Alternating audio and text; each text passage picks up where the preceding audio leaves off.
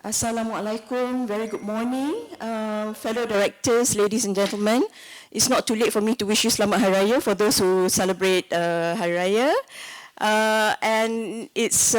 My name is Tengku Marina, and on behalf of Climate Governance Malaysia, it gives me great pleasure to welcome you to today's Directors Masterclass in Climate Governance 2024. So this is the first of the series for 2024. We had, I think, 9 last year, is it? No, 7 last year. 7 masterclasses last year.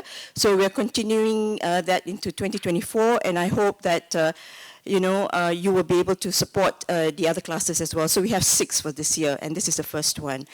And I must thank all of you for making it this morning because, with the rain and the flash floods and everything else, so we were a bit afraid we'd have a few dropouts, but it's so heartwarming to see everyone here this morning. So before we begin the masterclass, I'd like to invite Mr. Luan, who is the CEO of FIDE Forum, the host of this morning session, to give his opening remarks. Mr. Teh? Thank you, Marina. Good morning, everyone. Dear members, friends, colleagues, a very warm welcome to the first of the FIDE Forum members engagement for Q2 of 2024. Time has flown by very fast, and one festival just passed. Another one is coming up soon. But thank you again to Climate Governance Malaysia for this collaboration. It's been a pleasure working with them since last year. Ladies and gentlemen, I thought I'd just say a few words. Hopefully that will give a good starting point to the topic of the day, which will be facilitated by our expert down there, Nick. You will be taking the session soon after I've completed mine here. Okay, ladies and gentlemen, getting to zero carbon emission is a very long journey. I think it's not new to all of us, and it will experience many knocks and efforts, a lot of efforts on everyone's part. Reason is because climate change is not new. It's been around for decades. Indeed, I would share with you that when I was a UN officer way back in the 1980s, we were already talking about global warming, and one of my projects that I was undertaking at that time was in South Asia, involving Nepal, India, and Pakistan. But of course, the reports that we produced, nobody bothered to read it anyway. So it was well done, and we got paid for it anyway. One reason why I think climate change is a very complex phenomenon is because it's influenced by a myriad of human activities. The human activities that we all are very dependent on, very used to it. In fact, many of us are very comfortable with it. Why change when it's totally unnecessary in the minds of many, and therefore it poses a great significant challenge to all, despite the growing awareness and the collaboration as well as a commitment among many countries towards this area. One thing we must bear in mind, the economics of these tasks to address this area requires a very fundamental shift in the way we think, the way we live, the way we breathe, and the way we decide on very, very tough choices. The challenge for us is really our comfort zone, as I've just described to you. So amidst the skepticism, I've read many of them, from fossil fuel supporter right down to competitors of climate change, the transition has actually started. We can learn a lot from each other on various levels of and various types of climate solution. But one thing I learned personally is that combination of people commitment, policies, finance, and even technologies. But we must bear in mind that what works in one place doesn't work for the other. That is for sure. I mean, one solution posed in one country, for example, in the Nordic countries, does not necessarily mean that you can just simply implant and plant it here in a tropical country like ours here. But beyond the solar panel and electric vehicle that we tend to equate with climate change solution, our agenda today is having a debate on what goes on in the boardroom dynamics. For example, the sort of conversation on climate as a new business strategy, as a business product for some of us, and as a risk as well, an opportunity to help consumers and society to embrace a green future. That could be one of the strategic thrusts of which directors could embrace. The board will want to know the following, and I've learned a lot from them, that they want good laws, laws that are reliable, that they can rely on, dependent as well as well-tested. They want supportive international institutions, a standard that they can use and benchmark. Importantly, they need to know reliable data. What source of information are you comparing ourselves against? And importantly for every one of us, accessible to capital. And how is this going to be redeployed for such an initiative? Importantly, in a commercial setting, capable people is always a challenge facing us. It is not just for reporting purposes, but it is also to mobilize the kind of support we need. And last but not least, we need to also get shareholders' support. Shareholders is only interested in one thing, which is either their dividends, profits, or their returns. And therefore, they need to know how is it an initiative such as climate change can help them sustain the sort of returns that they have enjoyed. And many of us grew up in an environment where what Milton Friedman liked to say, that the only intent of shareholders is to make money, and many of us grew up from that school. Looking around us, I'm quite sure this is what we were trained for. But what's important to know that international trends and developments, it is not enough just to have board stewardship. It must mean more than just words. Therefore, normal climate conversation must take a different turn. The critical role of the boardroom dynamics then come into play. Not only you navigate to ensure clarity on what exactly is there, out there, the ecosystem, whether it's conducive for a financial institution like ours to shape its role and contribution towards the zero carbon emission. And then the fundamental question facing most of us, what if President Trump comes into play?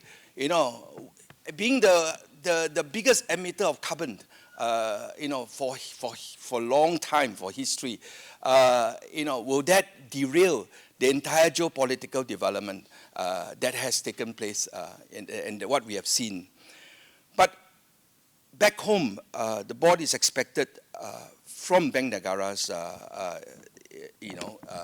reading is that we need to explore the challenges as we integrate the climate change into the business strategies. So for today, our conversation will center on answering very difficult question on how industry can mainstream climate into the capitalism that we are used to, capitalism that we support, capitalism that we are obliged to support, so that we can generate the shareholders' value, building entrepreneurship among ourselves, that everyone can prosper, as well as educating our stakeholders, including consumers, to adopt to the inconvenience of having to change for greater good. And that's important because if you talk about bigger picture of doing it for greater good for the planet, I think it's a far-fetched statement for many of us. In fact, many couldn't even understand what has that got to do with me. That's the question. These difficult questions are left for Mr. Nick Chia. It's not for me to answer. I thought he would be appropriate because this is going to be his responsibility here. He's our esteemed speaker and he'll spend the next couple hours talking about these dynamics throughout the presentation. And we look forward to his expertise being shared with us so that this will be invaluable as how we explore this area on climate commitment into possible tangible results. So please join me in welcoming Mr. Nick Chia. Thank you.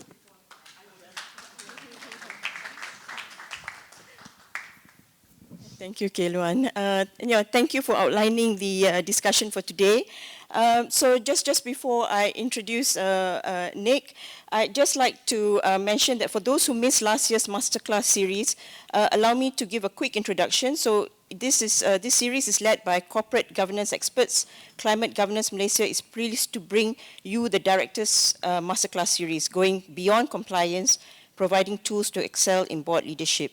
So this year, as I mentioned earlier, we have 6 well-curated sessions presented by experts, and we kick off the 2024 program with a discussion on boardroom dynamics in climate talks, presented by Nick Chia, Managing Director of Russell Reynolds, based in Singapore. He's an experienced professional in leadership advisory. Nick will navigate us through the complex subject of climate change and sustainability and how the boardroom plays a pivotal role in shaping strategic decisions.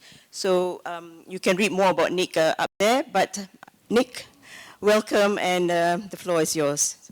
Thank you so much, Tengku. I'm going to use that. Good morning, everyone. Good morning. So, 2,000 Swiss women sued their government for not doing enough about climate change. And 1 week ago, the European Court of Human Rights ruled in their favor that the government had not done enough to prevent climate change. So, sustainability and climate is moving not just from commercial and economic spheres, but into the political sphere and into the legal sphere, right? It's going to permeate every part of our lives. What I would like to talk about today is kind of not the or, but the and. So how can we be sustainable and profitable? How can we be short-term and long-term? And the challenge is always finding that intersection of the two. Doing one or the other tends to be much more achievable, but there are consequences for the choices that we make. So I would like to spend not a couple of hours, but hopefully the next maybe 45 minutes or so, doing a presentation on some of the data we've collected. So I work for a firm, Russell Reynolds, that is slightly over 50 years old and has slightly under 50 offices around the world. We focus only on board and C-suite. We do about 6,000 assignments a year. About 90% of them would be C-suite, about 10% would be board. What we do is, therefore, we have a rich amount of data we collect from assignments that we do, from recruiting people to assessing internals, to doing succession planning, to looking at dynamics of management teams and boards. One of the things that we do, we started in 2019, which was replicated in 2022, and we plan to do every 3 years, is survey about 1,000 directors around the world. By the way, I apologize for the small fonts. A copy of the slides will be, I think, provided in a link that all of you will be sent at the end of the session. So feel free to look out for that. Second thing I would say is, at any point, please raise your hand and ask a question, comment, disagree. I'm here maybe to catalyze a discussion. There's a lot of experience in this room. I can bring a point of view and some data, perhaps from an international perspective, but that should supplement all the experiences that all of you bring. So what the idea of doing the 1,000-person survey is to look at a list of topics. We typically give about 25 topics, and ask them to rate how important and what priority they are. And then we ask them to rate their individual performance. So the breakout, as you can see, is fairly well spread across industry sectors. It is probably slightly more concentrated in the Americas, North America, and Europe. We have some representation from Southeast Asia, and a fairly big chunk from Oceania, which is mostly Australia. Again, as you would expect in terms of board responsiveness, the traditional markets of the US, UK, and Australia tend to be where some of these matters are more established. With that said, we're very optimistic that more and more Southeast Asian perspective will be brought into some of these surveys. So what I'm going to present over the next couple of slides is some thoughts around what makes a good board. So the title is Board Dynamics in Climate Talks. I would say I'm probably slightly better positioned to talk about the first part of that title than the second part. We will talk a bit about what we see makes up good boards, and then we will carve out a bit of time to talk about how boards are dealing with sustainability in the broader context. And then we will talk a little bit about what some boards are doing in terms of how they bring up sustainability and how they can embed it more in their organizations. We will then end up with some work we did in 2020 with the United Nations Global Compact around this, developing a framework for sustainable leadership. And that would be how we end the session. So the first thing we did was we said, based on all the criteria that we put in place and looking at the data we collected, how do you define a high-performing board? We christened that a gold medal board. So there are two necessary conditions. One, self-rating. Does that director rate their own board at least a 9 or a 10 on a 10-point scale? But that's not sufficient because we can all be deluding ourselves. So the second thing we looked at was does that organization also outperform total shareholder return metrics for their sector for at least 2 years in a row, right? So self-rated highly, but also outperforming their peers. So there were I would like to highlight 5 elements or characteristics today for your consideration. So the first one is time frame. It sounds kind of obvious that the better performing boards actually look at 3 to 5 and more than 5-year time frames. And I guess you could say, well, doesn't every board do that? And given the work we've done, the answer is a very flat no. So a lot of times boards get stuck into the day-to-day and the operational. And so I think the line between the board and management is often somewhat blurred from the perspective of the board and the perspective of management. And often is one of the frustrations. So I think one is time frame. Number 2 and number 3, on the left, having the courage to do the right thing for the right reason. And again, this sounds self-evident, but it is not the case in many of the situations we see. Part of it is perhaps the ASEAN culture of not necessarily wanting to stand out or disagree publicly. So discussions need to be held before the board meeting. But a lot of it sometimes comes from a lack of expertise because people are not sufficiently knowledgeable about a topic to raise a concern. There are many boards that, go ahead. So the purple color is all boards, and the yellow color is the gold medal board, so the high-performing boards. So we try to highlight some of those where there were significant differences. So you can see that in terms of acting with integrity, about the same on the left. In terms of possessing the courage, quite a big difference. And in terms of building and demonstrating trust among fellow directors, a fair significant difference. And for the first one, I think there's a capability and there's a cultural aspect.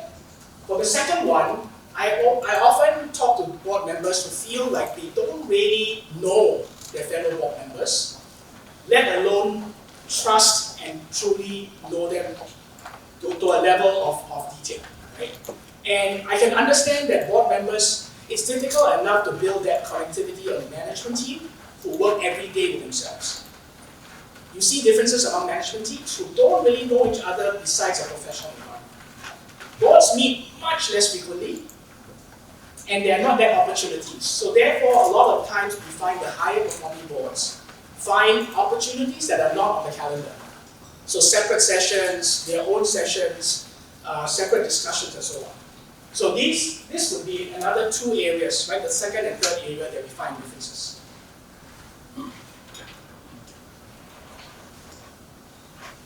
The fourth area is succession planning. This relates to timeframes. If you think about boards' mandates, it's really to plan for the long term. And if succession is not planned in advance, the likelihood of a change in leadership at the management or board level could lead to a change in direction or a different level of commitment to things already agreed. So if you plan ahead and say this is important, then you're going to refresh the board with people who already buy into that overall strategy. Or they may have a conflicting point of view, but they're willing to speak up about it. So if you don't plan for it ahead of time, then you get changes in the mix, which then affects the board dynamics tremendously. And the fifth one is around self-evaluation. No one likes to be reviewed. No one likes to get an exam scorecard or a report book. So, but with that said, I think the higher performing gold medal boards do take a critical eye to say, how can we improve? And this is not just a simple survey monkey survey. Are the board papers too long? Do we get them too late? Do the minutes take too long? You know, I can almost predict what the outcome is going to be. The issue should be who is not contributing, who isn't speaking up, who is changing their mind after they voted, right? So all those dynamics are very clear to the members of the board. When we do a board evaluation, yes, we do a board survey, but that's just to set the baseline. We do one-on-one interviews. And we ask people about the other board members and how they feel about them. And very quickly, a clear consensus emerges. The issue then is action going to be taken on that? And very often there isn't. If I now then take a slight cut of that survey, the last one done in 2022, and look at sustainability-related topics, the idea here is to look at the ones that move the most and the ones that drop the most. And the one that moved the most was sustainability. Again, no surprise, from 2019 to 2022, that has come up much, much more in terms of topics that boards have to deal with.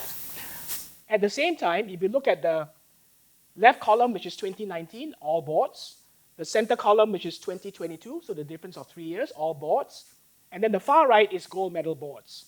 So sustainability stays about the same, in the middle of the pack, right? And if you can see, some of the other ones are what you might expect: strategic planning, performance review, major transactions, and so on. So things that boards are very typically engaged with. But sustainability is moving up. And why is that? One question here. Yes. So that survey was taken in 2019 and subsequently we have COVID. Could it be that the result was affected by COVID situation because we have this lockdown for 3 weeks? What would the result have been without COVID? Very possibly, although you look at the middle column, COVID-19 planning is number 3 on the list. So I think people responded with COVID-19 specific activity in that bucket, right? Because everybody was affected. With that said, things like sustainability, supply chains, manufacturing, all of that did come into play a lot more. So potentially, that's why something like sustainability moved up. But the rest didn't really move very much. So digital strategy, for example, you would think would have moved up a lot, but it didn't move up that much. It stayed up. In fact, it dropped a little bit. So all things being equal, we suspect there's a lot more focus on that, on sustainability, right? And I'm using the term sustainability in a broader context. I think there's also a semantics and definition debate about ESG, and I'm kind of using it as a broader term. And why is that? So I think there's a lot of pressure, not just from stakeholders. If you look at a major transaction, you look at a major investment, you look at IT implementations, then a lot of the issue is really something that is internal to the company with maybe one or two, maybe a regulator. But if you look at sustainability and climate, the stakeholders are actually much broader. It's social enterprises, it's activist groups, it's activist investors, it is the general public, it is the media, all of that. Which is why we saw a bit of a shift in the early years where chief sustainability officers were more communications professionals than deep sustainability subject matter experts. Because a lot of it was around reporting and telling people what they were doing. So I think if you look on the left, About 70% of boards in this survey review sustainability strategy and sustainability disclosures at least once a year. Some do it at every meeting. But that also means about 30% are less than yearly or not at all, which is, of course, a bit concerning. If you look on the right, the good news is that 2/3 of the respondents said there's a real, genuine commitment to look at this and to do something about it. But that means 1/3 are not in that bucket, right? And of that 1/3, 7% said, we talk a lot, but we're not actually doing anything. And then it gets a bit more depressing further down, right? Where you don't even talk about it, right? And if you look at the second last item, it is not an issue we tend to address at a board level. 14% say sustainability is not an issue we will address at the board level, which is also concerning. Two other indicators. We asked, have you set a net zero target? A number have, about 27% plus about 32%. About a third have said we've set a target. But unfortunately, about 3/4 say either we don't think we can reach it, we plan to set a target but haven't done it, we haven't set a target, or we don't plan to. So at least in terms of the critical mass of the 1,000, this, and including North American and European and Australian boards, it is still not being discussed enough in that area. Why? Is it about knowledge and capability and expertise? So the right column says, how many board members on my board actually have the expertise to discuss this? About half say most. At least half of the board have the expertise, right? The problem is that by definition, half don't have the expertise. And I saw this with digital 10 years ago or 15 years ago, where people said, we need to talk about digital, we need to hire a chief digital officer. I said, great. So what do you mean by digital? Silence. Digital. So I think that, I mean, we joke about it, but I think what we need to do is figure out, given where we are today, how do we move the needle? I think this is an imperative, right? And so the question is whether you're a full believer or a partial believer, I think you need to at least understand enough to make a decision for yourself. So here, this is clearly not a slide I created. It actually looks quite nice.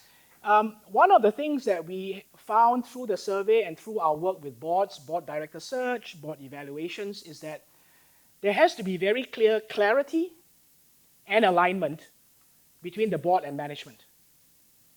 And you can't have one without the other to be successful. Our sense is that right now there's not even a lot of clarity about the roles. And so what we tried to do with this was to say, if you look at the roles of board and the management, how would we summarize the overall approach? Well, the first one is at the board level, given the feedback we got about the potential lack of expertise, and also, frankly, that the science and the data is changing rapidly, right? So it's not just knowing, it's also staying up to date and being open. So the education is quite important. With that, the management has to identify what specifically are those issues or opportunities. The board then helps to integrate those priorities and risks into the board framework, your evaluation framework, meaning it is not an add-on, something we discuss after we've done everything. This should be part of your risk management framework, right? And depending on whether you have a risk committee or a sustainability committee or your risk committee is embedded within your audit committee, this needs to be discussed. Once that is integrated, then the management can present to the board those opportunities and say, board, we want to go after these in this order. And then the board gives that commitment in terms of the priority. The board will then the board will oversee all of this activity, while management, as the name implies, manages those risks on an ongoing basis.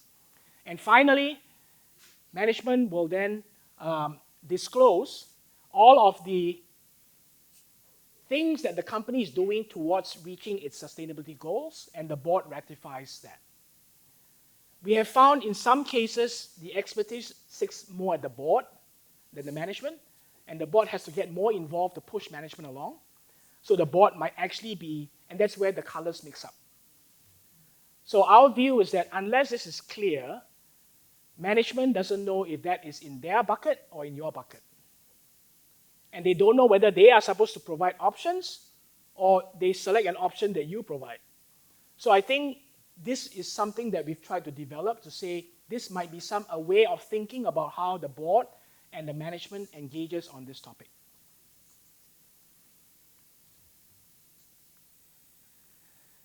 This is from BCG, which did a study with INSEAD in 2022 about where boards are in terms of doing this and how you might look at this as a phased approach. No one is going to go from the far left, 12% of companies which are not looking at sustainability in any formal way, to 31% where it's fully integrated. Our sense is that many companies are right now in that middle. It tends to be somewhat distributed across multiple committees, which is fine because you're not sure where to create it and you don't want to create a sustainability committee, but it dilutes the focus on the area and again leads to lack of alignment around who is doing what. So our sense is that regardless of where you and your boards are on this journey, be clear about what outcome you're expecting, be realistic about the ambitious goals you're setting for that committee, and determine how you're going to run this. Sometimes there's a board champion on it, and very often that is somebody who is as you might say, a true believer. So somebody who lives and breathes climate and sustainability and the environment. But that person can be a lone voice. And I've also heard from boards say, no, I don't want to consider because otherwise everything but sustainability. So I think there is a need to recognize when you require the expertise, but B, also if you are a sustainability champion, and you know this better than me, as a board member, you can't be just a one subject expert. You're also voting on the audit committee report. You're also voting on major investments. You're also voting on IT. You're voting on the CEO compensation. You're voting on bonuses. So you need to know all of this. You can still, with credibility from the other areas, then make sure you nudge the board towards devoting more time to this.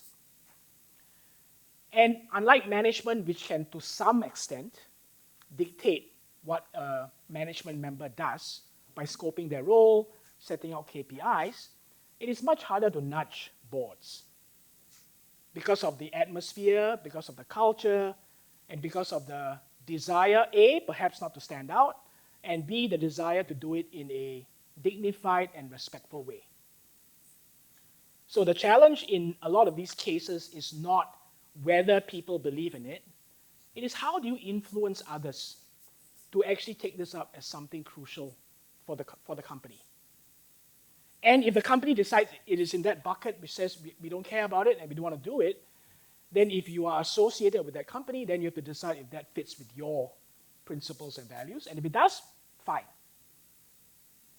I mean, to our esteemed speaker's earlier comment, if President Trump gets reelected, a lot of things are going to be rolled back.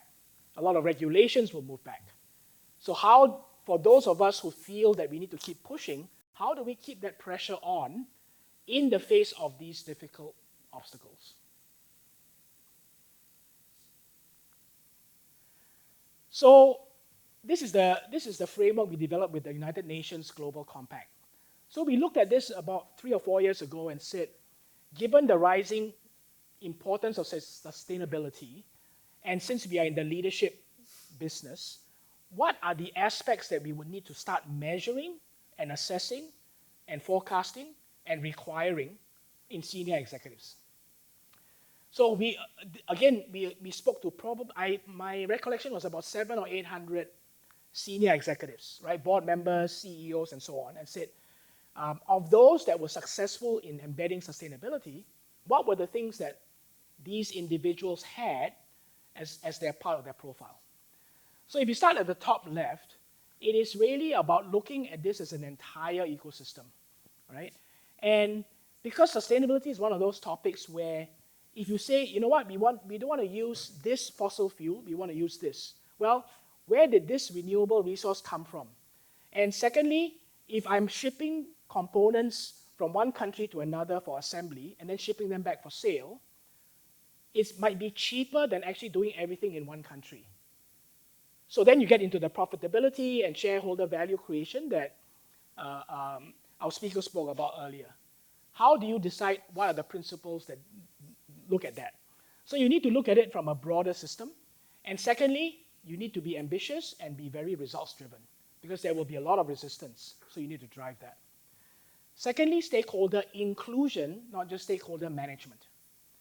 So how do you include stakeholders like activists, social enterprises, multilateral institutions, global foundations, corporations, employees, who are more and more pushing for companies to have the right purpose? And therefore, the trick is then how do you include them in the discussion without making it a complete chaotic mess? And that takes skill, and there's no right answer. And the question is, how do you engage in the right way? But this has to be driven from the top, otherwise the message doesn't go down. Bottom right, disruptive innovation. We are inventing a lot of new things. A lot of times, boards say, I'm given the choice of either it makes money or it's good for the planet.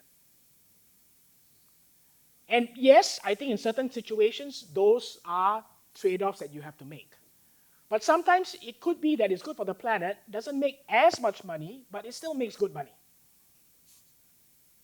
Versus we are losing money on this, right? I think we would be naive to expect, particularly public corporations, to be doing everything just for the good of the planet. With that said, if we don't try, we won't know.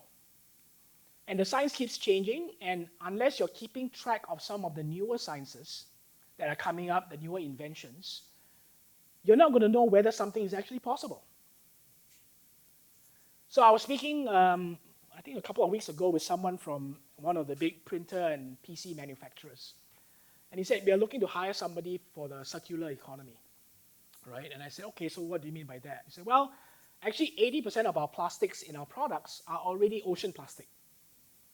So we get it, we understand, we are believers, but we're thinking, what else can we do to get not just to 100%, but other areas of our supply chain and manufacturing and the inks that we have in our printers and recycling. And by definition, if you're sending ink cartridges out every day, that's probably not good. But if that's a fundamental part of our 30, 40-year business model, how can we think about this differently, right? So I think it requires a lot of different ideas from different sectors in order to come up with a potential solution. Some of it's logistics and so on. And then on the bottom left, it is really setting that long, again, we get back to time frame, which is why the 3 to 5 years and more than 5 years is important. A lot of these things will not necessarily have clear outcomes within a year or two. It's probably going to be at least 2 terms of a board member. It's probably 6 years. And so then the question is that board member going to be there to keep pushing that? Are that person's successors going to keep the discussion going? Is management going to be selected by the board in order to advance that agenda? Is the board going to set the KPIs for the CEO that are in line with that? And if you don't have continuity in board and management, then that's not going to happen. And therefore, the CEO can set very audacious goals, but the CEOs, in general, last much shorter than board members. And most new executives feel the need in their first 6 months to do something fundamentally different from their predecessor.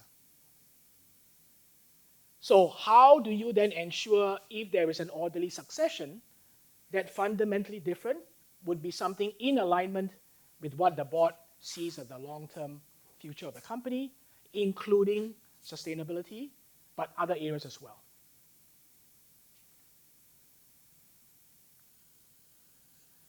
So if I summarize some of the data we've gotten over the last 2 surveys, 2019 and 2022, we think that actually, as a board, because you're not going to find these skill sets in every individual director, we tried to summarize kind of the 7 key behaviors or attributes, and then 2 additional ones that would be quite helpful.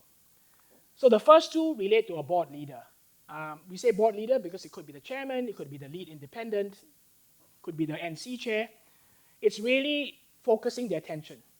And I haven't met a board member who said, my board meetings are too short. Or I have too few board meetings. I'm okay with long meetings. The key is oftentimes, by the end of the meeting, your brain is fried. And so the ability to really provide substantive input is not there, right? So board leader who focuses the board's attention. Secondly, and I often ask chairman, do you speak first or do you speak last? And it's quite telling for me, for chairmen who speak last, because at the end of the day, yes, the buck stops with the chair, but very often, particularly in our ASEAN culture, there is an alignment behind the leader. And broadly in Asia, it's the same, right? North Asia is perhaps even more hierarchical. At least here, we will then have discussions after the meeting to say, by the way, can we have a chat about this, right? So we do it that way. But I think somebody who actually does that, I find that the best performing teams, boards, management, entry level, are the ones where you go into a meeting and there's almost angry discussions. How can you say that? What are you talking about? But at the end of it, you go out and everybody's fine. Okay, let's go for a teh tarik. Right? Because it's not personal. And you want actually the people to speak up about their diverse opinions. But also, at the end of the meeting, that person will say, I disagree with everybody, but since everybody wants to choose A, I want to choose B, I will give in to the wisdom of the team, and I will support A when we open the door and go out. Of course, if in 6 months it changes, then I'll say, I told you, But I cannot go out of the meeting and then I go and side conversation to say, hey, I lobby for B. That just creates all kinds. And then later you find the leader change their mind. Then you say, then what's the point of the discussion? So there has to be clarity about the discussion within the forum, but then agreement once the subject is closed for people to support the group decision, right?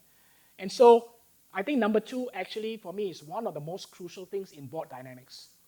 If your chair is speaking half the time in your board meetings, I'm worried for you. If your chair is speaking 10% of the time, I'm happy for you. Because if the chair speaks last, diverse opinions are more likely to come up. I would also encourage you when you speak to management in your role as board members, let them speak first. At the end of the day, they know the pecking order. It's not a matter of am I more senior than you. You are more senior than them. So you don't have to prove anything. I think the key point is maybe you can learn something from them. You might change your mind during the discussion. If it confirms your thoughts, great. Number 3, directors who foster an inclusive culture. I get that from new members of the board who join. And I ask about the onboarding program, and the COSAC always sends me pretty much the same slides. But then it's who is involved in those activities. So if the onboarding is all management, COSAC, different thing, I worry. If the chairman's name, the committee chair's name, the board member's name are sprinkled around that, then I'm much more comfortable. Because a lot of it, you can imagine when you were a new director on the board, how you felt, right? You're like, better not speak up, don't know the culture, better not say anything, better watch and see, let me observe for a while and figure things out and where the sensitivities might be. If you knew all that up front and were told, we actually want you to speak up because you don't know us. Bring us a fresh point of view. Think about your own boards. After 5 or 6 years, frankly, you're very aligned with management.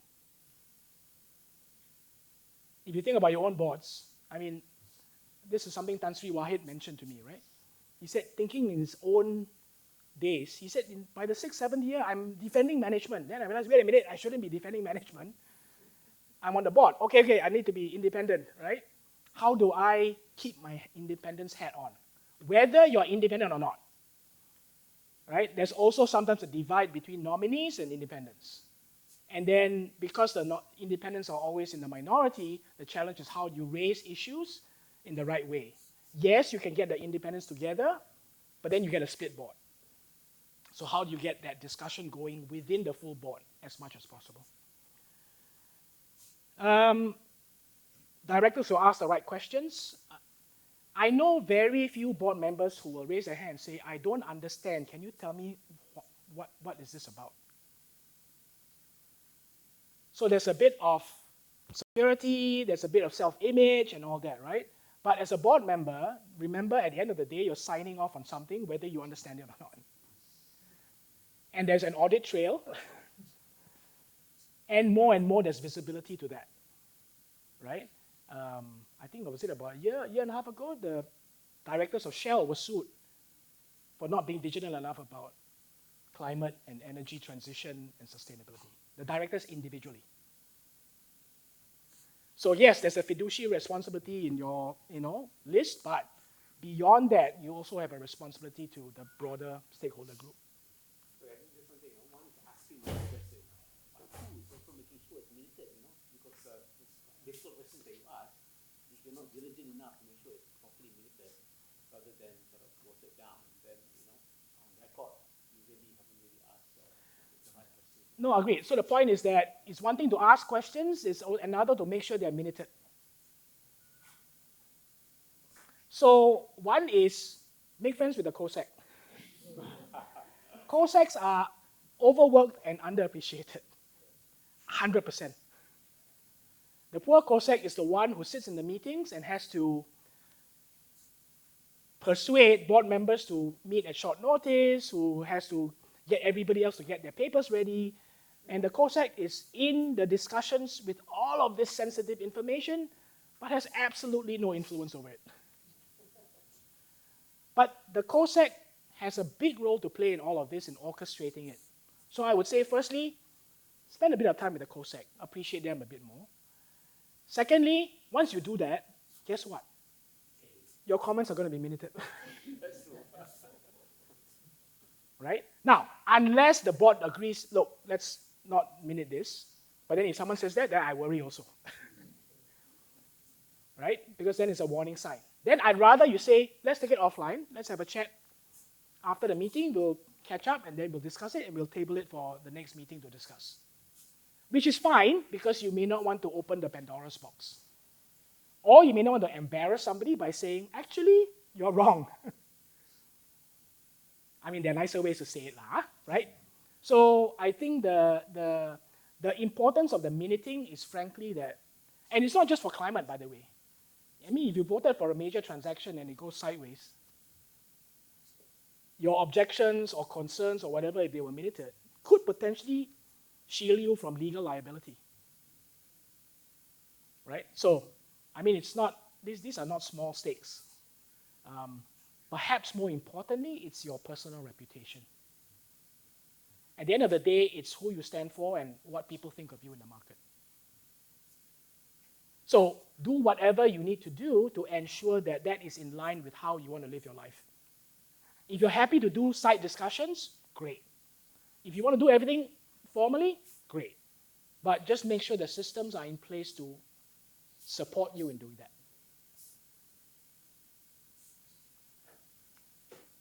Number 7, I thought was interesting, right? Directors who actively cultivate a relationship with the CEO.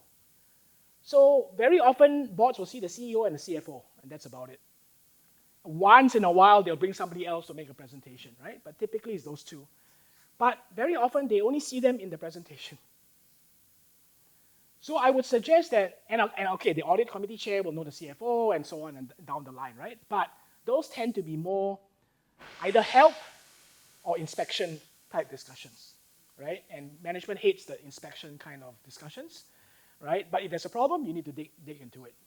I would say if you cultivate a relationship before you need a relationship. Because then the CEO will trust you when you advise him or her on certain approaches. Hey, when you come, don't do it this way, right? Do it this way. That could be more effective for the board, right? Without, again, opening up issues of confidentiality and sensitivity. I think the closer the personal relationship is between them, and don't rely just on the chair to be that person for the CEO. You can be a mentor to the CEO as well, right? And when you were in executive roles, I'm sure if a board member approached you and said, hey, let's go have a coffee, most of you would have been quite happy to say, oh, wow, the person wants to have coffee with me, great. Well, firstly, maybe oh no, have I done something wrong? But once you say that, no, just to get to know you, then it's, people will relax and be happy about it. On the right, I think it's two interesting points about diversity, right? So we want diversity not for the sake of optics. Unfortunately, that's still the case. So that the photograph on the annual report doesn't look like one gender, one race, and one age group.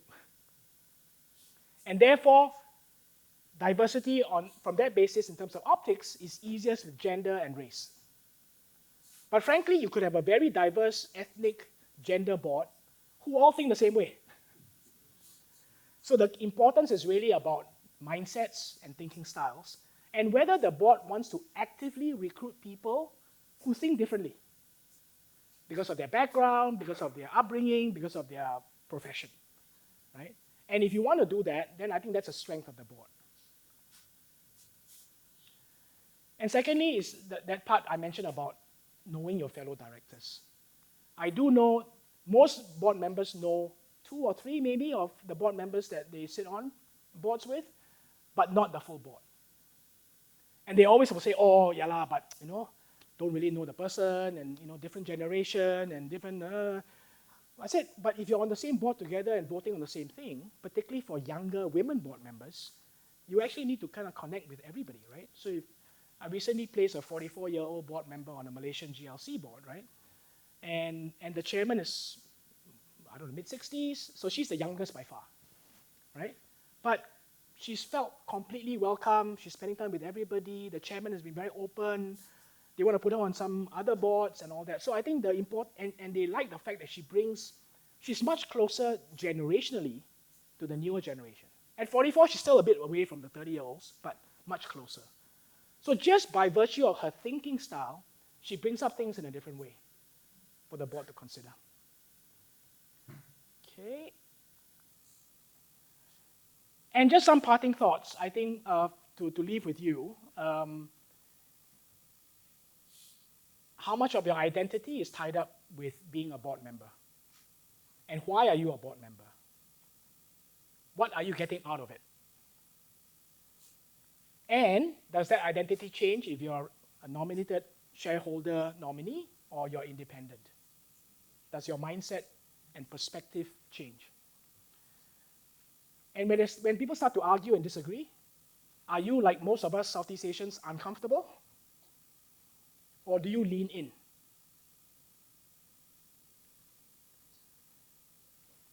Back again, how well do I know other members? Does anyone from management actually reach out to me because they actually like what I comment on during their presentations and feel that I have expertise that they can share with me? You need to stand for 1 or 2 things more than others, and that expertise should be very valuable to the management. And what is more important to me, my personal reputation or the board I sit on? That determines whether, as sometimes happens, you end up joining the wrong board.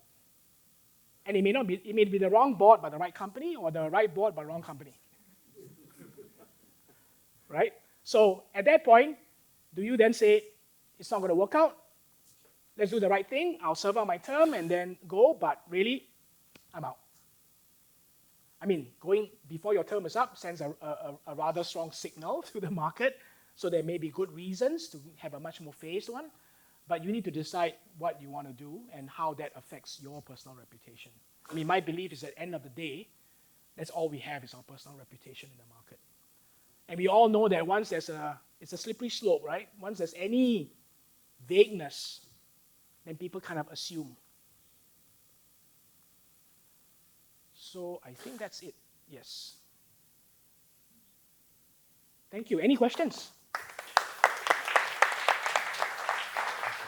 So just before I close, I'd just like to share some messages from Climate Governance Malaysia.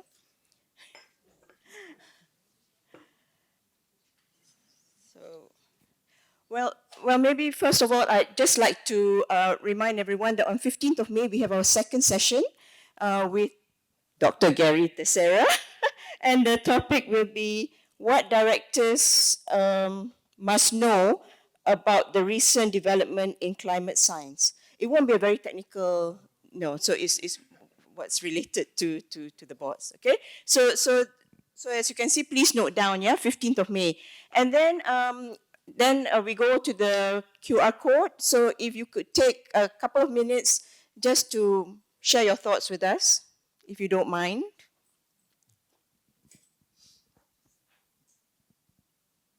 You have the code? And we'd like to invite you, if you are not our corporate friends as yet, please join us, Climate Governance Malaysia, as corporate friends. You can find information in our website, CGM's website. And with that, thank you very much, everyone. Before you leave, please, I'd like to again say thank you to Luan and FIDE Forum for hosting today's event. Thank you all for joining us. And of course, last but not least, to Nick for coming all the way from Singapore to share your thoughts with us today. Before we end, please follow Jessie for a group photograph. We'll be taking the group photograph just around the corner. Right, Jessie? Okay. Thank you, everyone, and enjoy the rest of the week. I hope you had a productive morning. Thank you.